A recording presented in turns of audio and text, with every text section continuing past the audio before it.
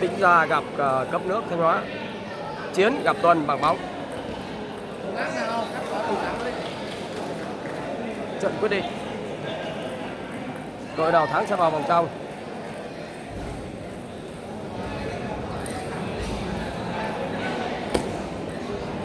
Bốn năm anh ơi. Dòng phải là cứu phải là dài thì dòng nó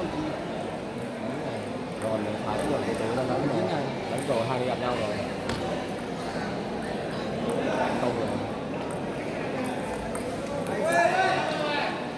Chiến giao thông phải này.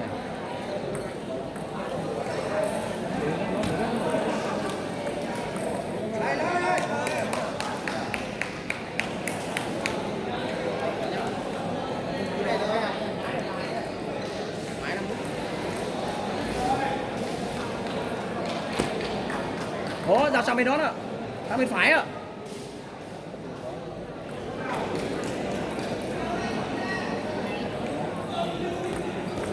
Trời ẩm mày. Dòng của bóng nó chắc chiêu rồi chứ. Cố gắng cái này an toàn tí nào. Lấy cái set đầu tiên đi đã. Rồi thích giao ra ngoài thì set sau.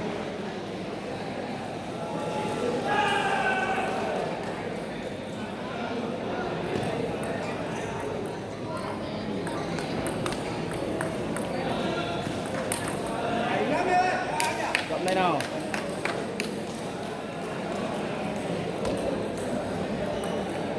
Đúng rồi.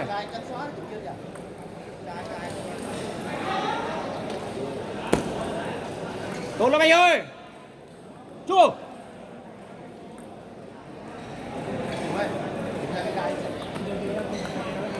Tốt lắm anh ơi. Cứ an toàn đó, đục nước đơn giản thôi.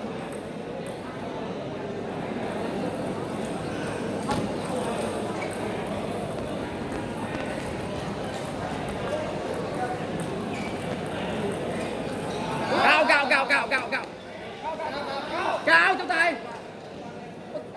Trong tay hay cao mà. Trong tay của kia. Ngồi ngay đó nhìn mà để đấy cái đồng.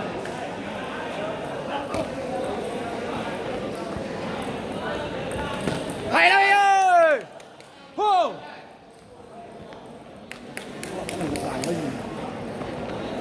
Hai quả ra bóng. Tập trung này, hai quả này.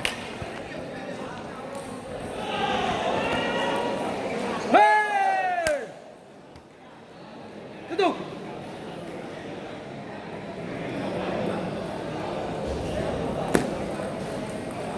Đúng rồi, nhấc lên, thoải mái lên, thoải mái lên, thoải mái lên.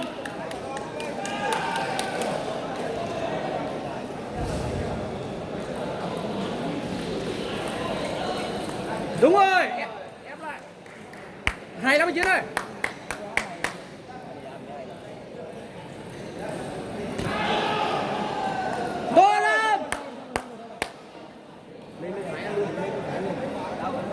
Lên từ Thái ăn luôn, lên từ Thái ăn luôn.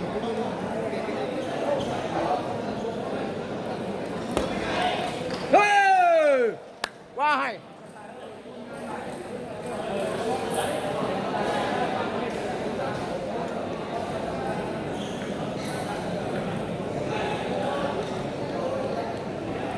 Này rồi, Trung Quốc gai Trung.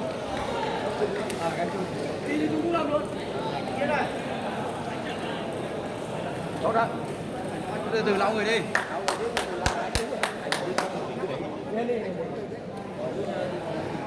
Đó điều chỉnh rồi. Sẽ cứu lại cho anh Tuấn Anh nhé. Lần đầu tiên trong đời gặp anti này. Anti dị này.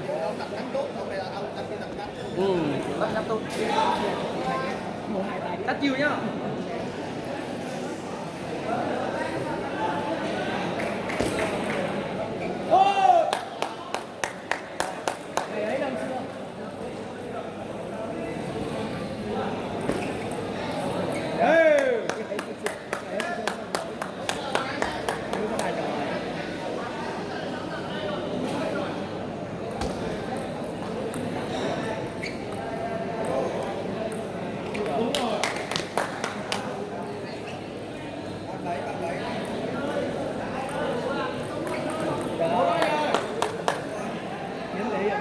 quên quay rồi. Nói cho tao lão quay đó. Quay rồi. Quay được trên ơi. Mày đâu?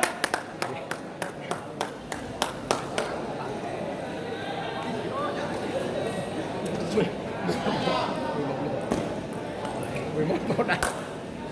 Đã nhập lịch sử lặp lại đây chứ ơi.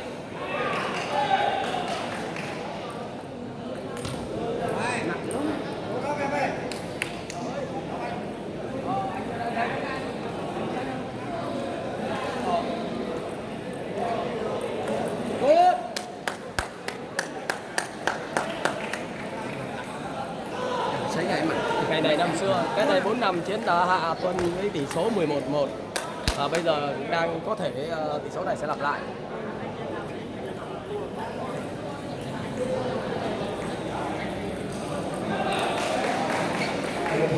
Nếu tính ra thắng trận này, chỉ cần 2 trận nữa là đến chung kết. Vượt 2 trận nữa là sẽ thi đấu trận chung kết. Đây là trận chụp vòng loại trực tiếp, trận thứ 2. Sau trận này thì tính ra thắng một trận nữa thì sẽ ung dung. Hay Chiến ơi! Này! Chiến ơi! Chiến!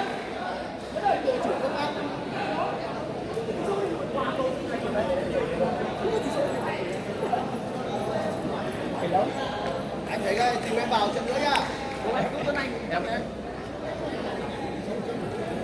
Thắng vào quá, quen đi rồi.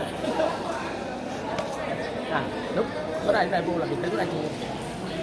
Anh thấy giá trị ở trận đôi gì đâu. Anh bảo trận đôi không quan trọng. Trận đôi là cái quan trọng. Em không hay là thua. Không hay thua lâu. Em hay thua chút quả dị em cặp. Cũng báo xoa này, Xoa được. thú đúng dị thật. Bây giờ là những trận vô hay trận đúng rồi chứ còn không trận nó đi nó không đẹp. Các anh có quay biết là không đẹp mà không quay chứ anh. Tỉnh nữa. Tại phải ra thì ô tô sấy mặt này, sấy mặt vườn này. Anh Tuấn Anh à, đứng dậy lau người tôi đi chuẩn bị đi đánh trận. Thôi yên tâm. Không cần uống nước thì xử lý luôn đi. Hay đâu ơi. Anh làm 9 ơi. Ồ.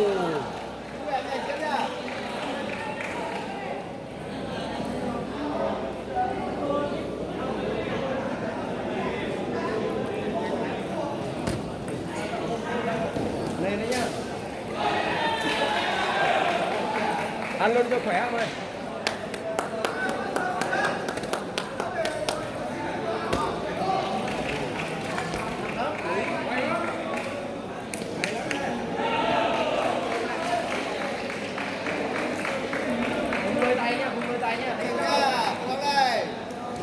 Chắc luôn đấy. Ổn không?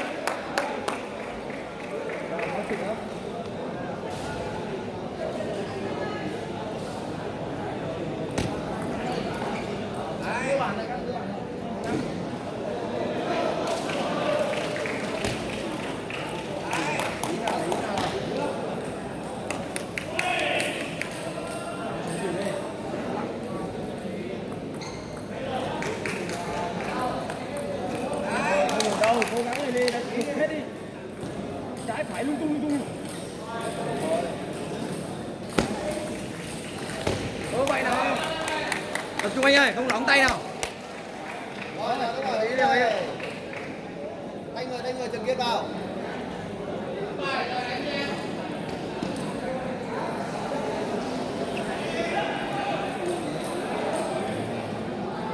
Dứt điểm luôn ạ.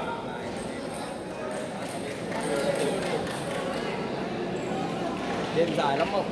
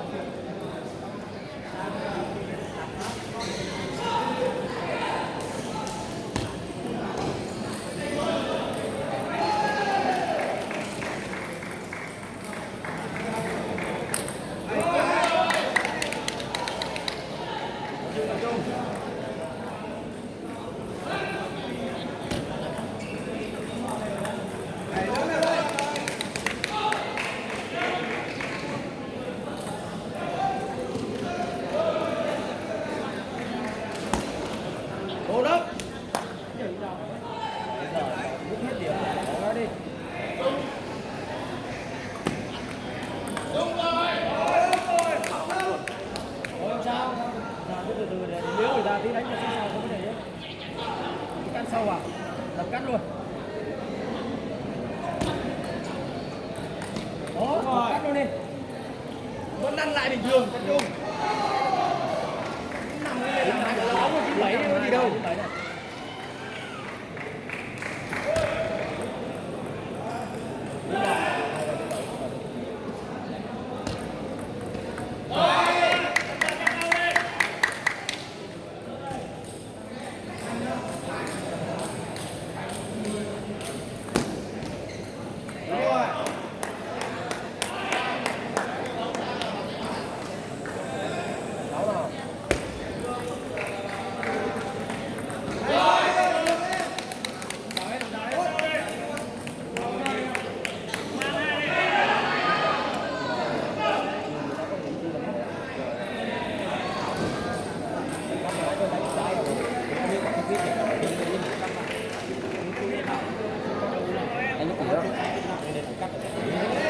Bắn đục quá nặng mà anh phải nhấc cái đầu lên chả thằng gai nữa là không đánh được.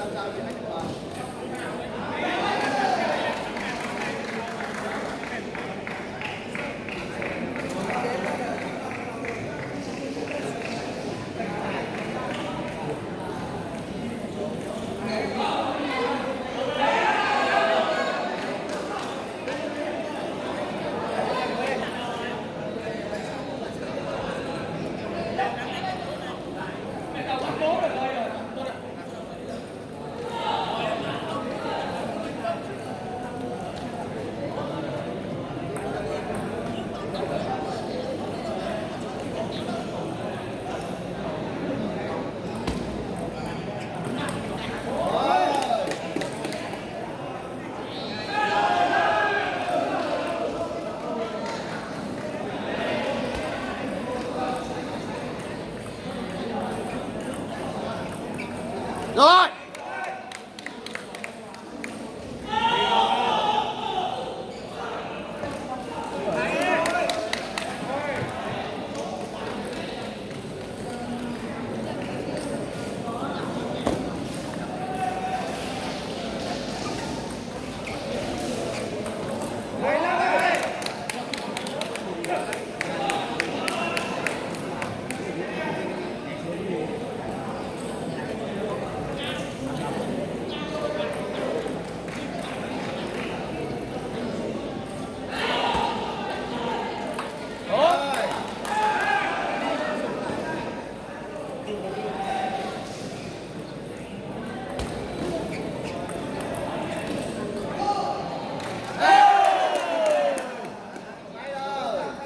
Không sao.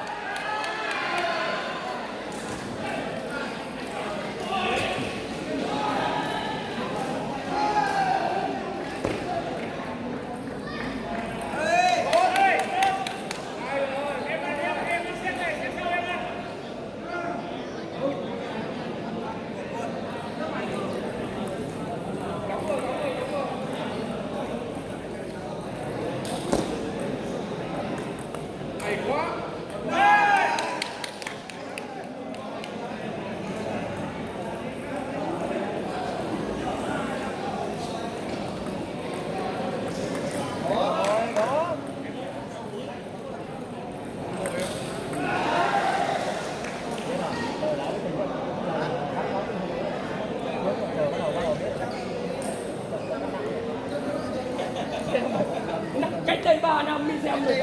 Cách đây 3 năm xem rồi mà. Xem lắm nữa. 3 năm biết xem rồi.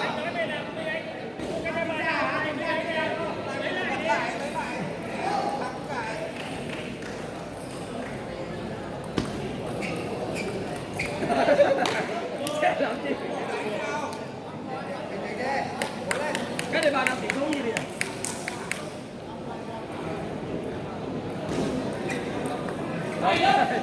Mẹ hay chưa nhỉ?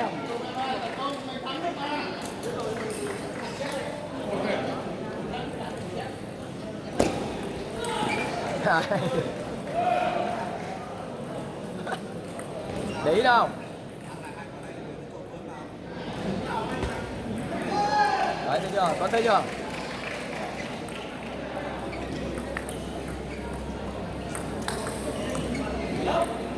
Ơi!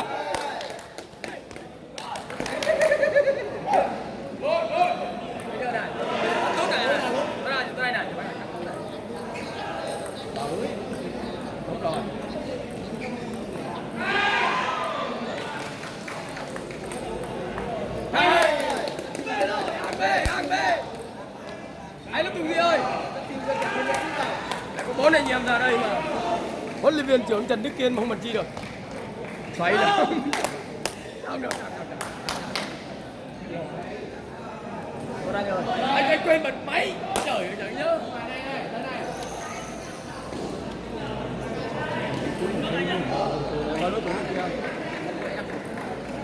Để coi con